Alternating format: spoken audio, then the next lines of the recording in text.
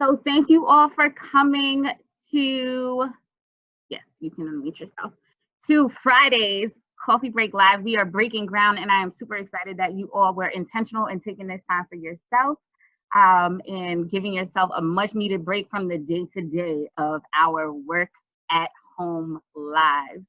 I'm Courtney Chanel, and I have created this space as a transition or a build on the Mindful Mama moment, which was a coffee break. That was the first Mindful Mama moment that I did, and it is turning into a space that all persons who have been in attendance have said they needed and have enjoyed. Still getting messages for the meeting ID. So forgive me, and I am super excited that you all are prioritizing yourself. So yesterday, what we were talking about was holding ourselves accountable in creating the change. So we've been building all week, and we really dove into the 7 change makers, or what I called the 7 change makers, which were extending grace and kindness to yourself, identifying the cause of why the change is not taking place, dealing with the real problem behind it, and writing it down and making it sticky, partnering up and making sure you have an accountability partner, and giving yourself the time that you need to make these changes, as well as allowing for slip-ups and drawbacks when they happen. So I want to lead and ask the question, and we can of course start with people who already have thought this through. What is something, and feel free to jump in the chat box and talk it out, but what is something that you want to change, or a habit that you want to create that you have in mind, and how do you plan on doing that? So that's something you can share in the chat, or if somebody wants to share out, feel free to do so. So the question is, what is a habit that you want to create or change?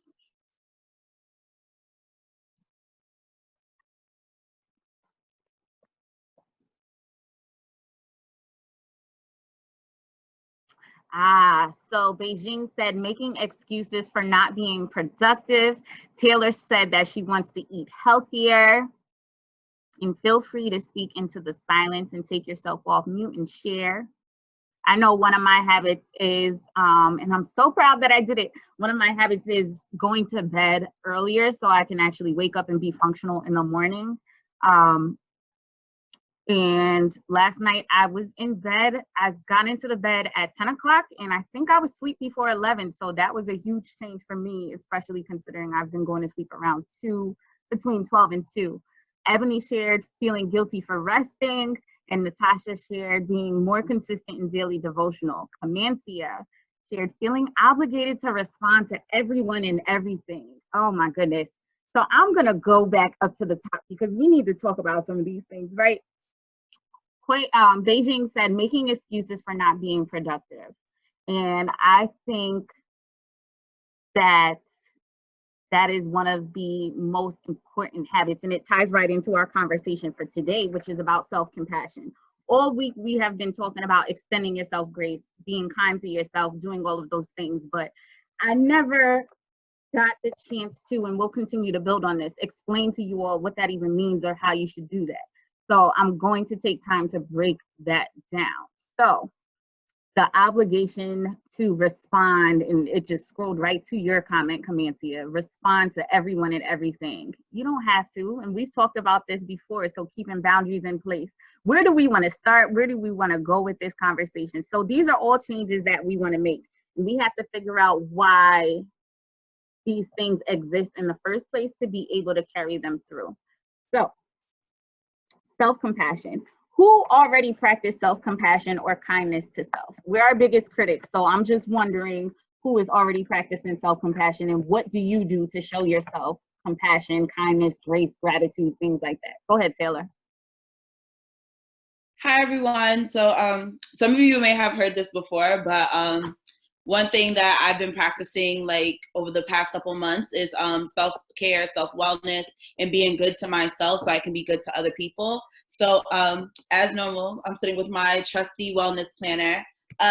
One thing that I do is like, as already mentioned previously, making sure that I take it day by day. don't apologize for like not being able to like do something. It's like you did what you could, and as long as you know in your heart you did what you could, continue with your life. But one thing that I've started practicing this week, and this literally just popped in my head today, was giving myself a catch up day.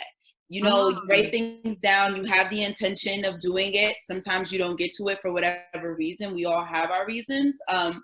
Pick a day during the week that's going to be your catch-up day to go back and fulfill those things that you said you were going to do. And this way you don't feel that guilt and that pressure of, oh my God, I didn't do it, or oh my God, I messed up, I forgot. Give yourself a catch-up day. We are human. We make mistakes. I love that. That's definitely a different way to view it. And I don't think I would have ever given myself a catch-up day. So I love that. Is there any other practices that we have to extend compassion to ourselves? I just kind of wanted to like piggyback off of that, because I use like compassion and self-care as an excuse not to be productive. So like so the fact like, but I do have catch-up days. Like today is my catch-up day, but I've been feeling so like bummy and so lazy these past couple of days, where it's like all I want to do is just like sit down and do nothing and just tend to the kids, because my mind is sometimes just blown out. But then like what I find for myself is when that does happen, I'll have like these super charged up days where I'm like, okay, like I'm going to dedicate my entire 24 hours to being productive.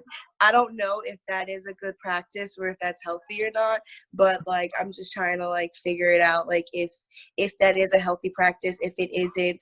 But yeah, I use that as an excuse all the time not to be productive, and it sucks. Yeah, I'm glad you actually said that, Beijing, because earlier in the week we were talking about when the productivity comes to you, just flow with it, right? And I think the question you should ask yourself after you have those productive days, those 24 hours, how do you feel? Are you exhausted? Are you burnt out? Or do you feel good about the productivity that you had?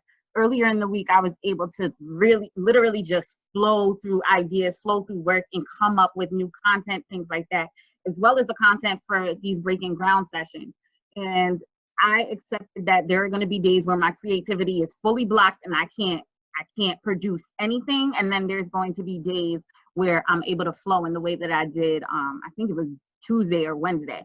So we are loving the catch-up day. Some people have Saturday, mine come when they come.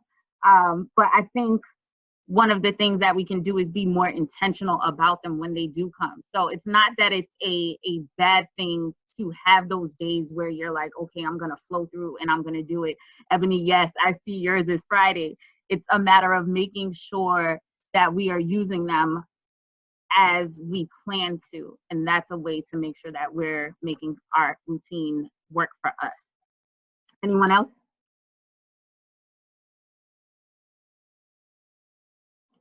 All right, so you intentionally made it Friday. I love that, Taylor. Friday is a good day. I think habitually mine has been Wednesday. It's in the middle of the week. It's a little less communication on Zoom. We have one time where we're meeting during that day, and I'm able to either catch up with students, catch up with work, catch up with notes, things like that. It just feels like the middle. And then Friday, it's like, okay, gonna coast and close out whatever else needs to be closed out. So self-compassion, what is it? Who knows what self-compassion is? What comes to mind when we are talking about self-compassion?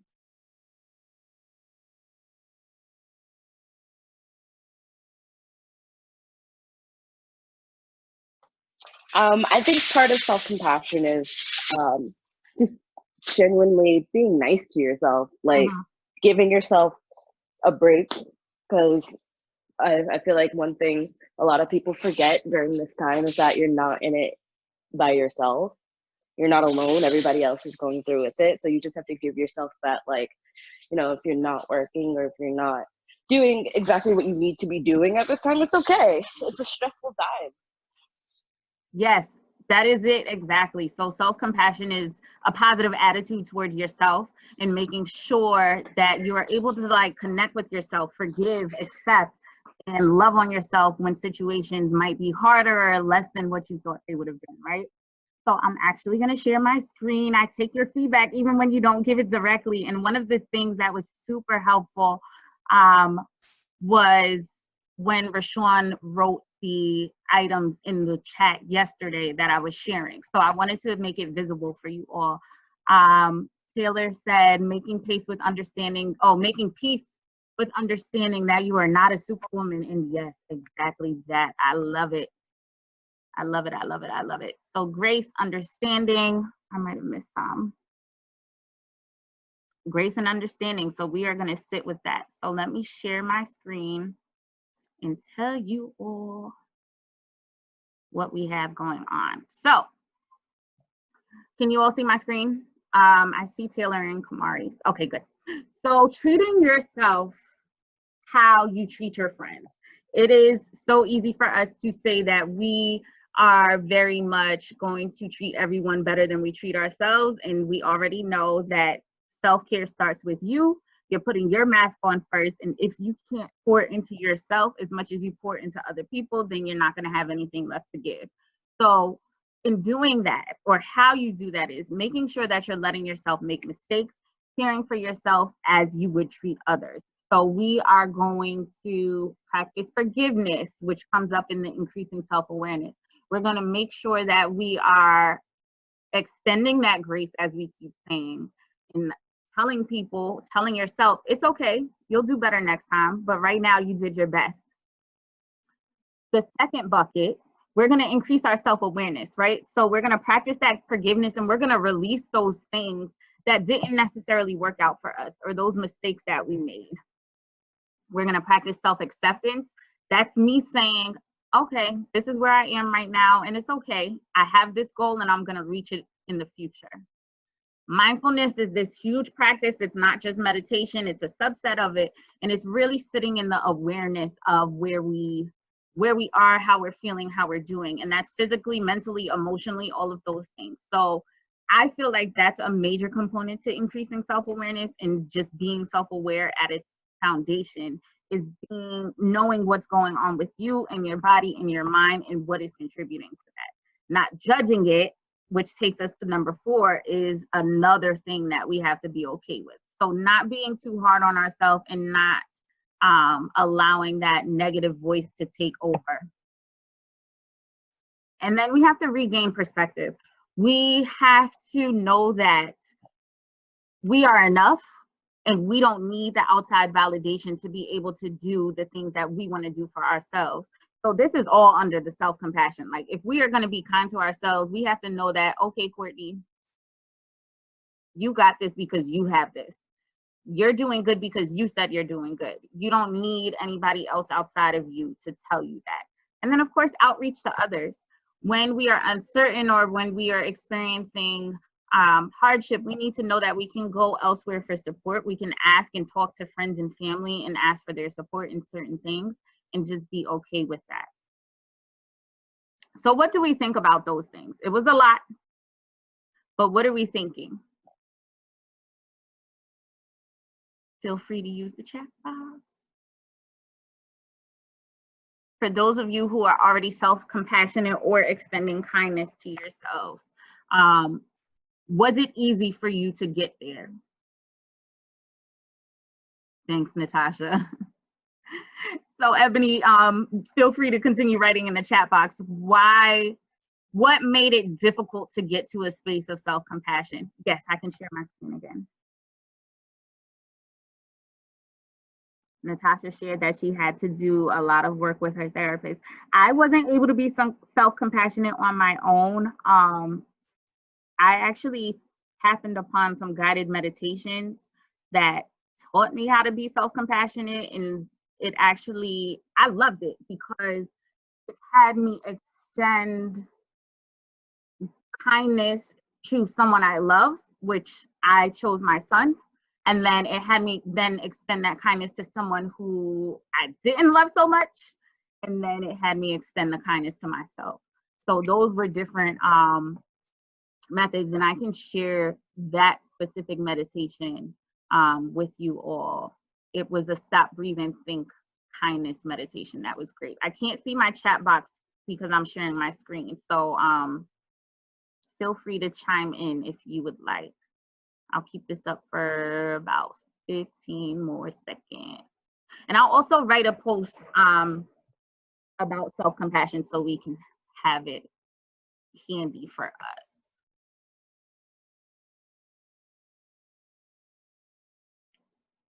All right. So let's see. Had to do a lot of work with my therapist, and after 4 years, I finally got it.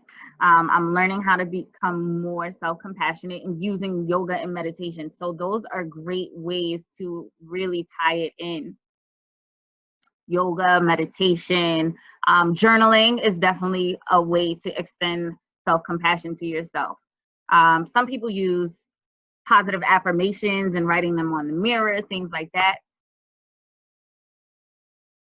I think this is a topic that we are going to carry on with because I feel like it's something that we as people struggle with a lot. But what I would like for all of you to do now is write in the chat box or share out how you will practice self-compassion this weekend. I can go. Awesome. One thing I decided to do is reach out to my therapist to work on things that I need to work on.